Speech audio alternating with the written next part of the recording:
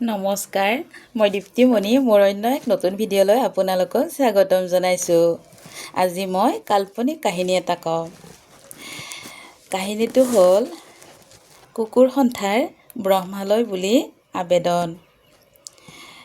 এঘৰ মানুহে এটা কুকুৰ আৰু এটা মেকুৰী পুহিছিল।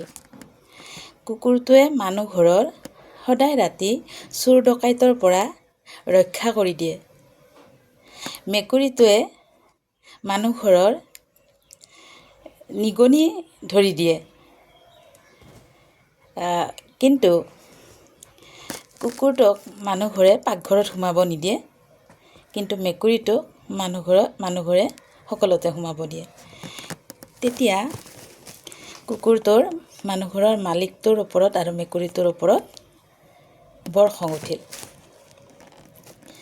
আৰু কুকুৰটোৱে সকলোবোৰ কুকুৰক মাতি আনি এখন সভা পাতিলে আৰু সভাখনত আলোচনা কৰিলে যে ব্ৰহ্মালয় বুলি এখন আমি আবেদন লিখিম আৰু আবেদনখনত লিখা থাকিব যে আমি কুকুৰবোৰে ইমান ডাঙৰ এটা উপকাৰ কৰি দিওঁ, মানুহৰ চোৰ ডকাইতৰ পৰা ৰক্ষা কৰি দিওঁ, তথাপিতো মানুহে আমাক ইমান অন্যায় কৰে।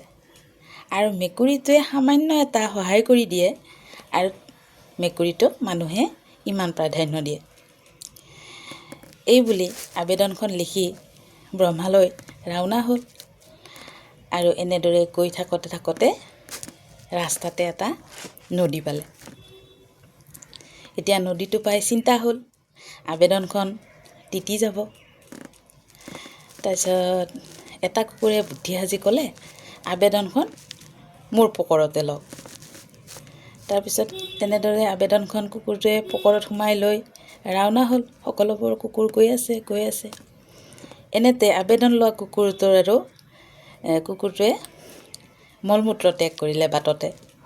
ঠিক সেই সময়তে আবেদনখন পৰি থাকিল। আৰু এনেদৰে গৈ ব্ৰহ্মাৰ ওচৰ পালে। আৰু ব্ৰহ্মাৰ ওচৰ পাই আবেদনখন দিব খোজাত আবেদনখন নাই। তেতিয়া ইমানবোৰ কুকুৰ কাৰোবাৰ পকৰত আছিল, কেনেকৈ বিচাৰি উলিয়ায়? আবেদনখন ব্ৰহ্মাক দিয়া নহ'ল। এনেদৰে কুকুৰবোৰো গুচি আহিল। সেই তেতিয়াৰ পৰা কুকুৰবিলাকে নিজৰ পকৰটো শুঙিটো থাকেয়ে, অইন কুকুৰ দেখিলেও শুঙি থাকে। চাবচোন, এই কিজানিবা হেৰুৱা আবেদনখন বিচাৰিয়ে পায়।